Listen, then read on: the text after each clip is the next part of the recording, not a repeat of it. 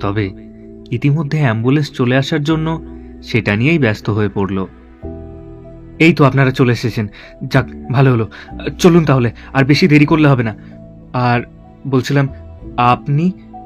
হ্যাঁ, আমি যাব, চলুন। আসুন তবে।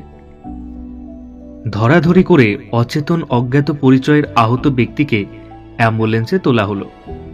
এরপর রূপ আর সেই মেয়েটিও অ্যাম্বুলেন্সে উঠে পড়ল।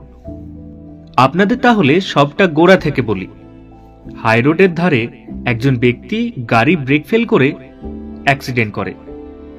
তারপর ঘটনাস্থলে অনেক মানুষ জড়ো হলেও তারা কেউই একটি বারের জন্য এগিয়ে আসেনি। পুলিশ কখন আসবে সেই আশায় তারা সব কিছু দেখছিল। এমন সময় অফিস যাওয়ার পথে রূপ এই ঘটনাটা দেখে বিরক্ত হয়ে তখন কথাগুলো বলেছিল।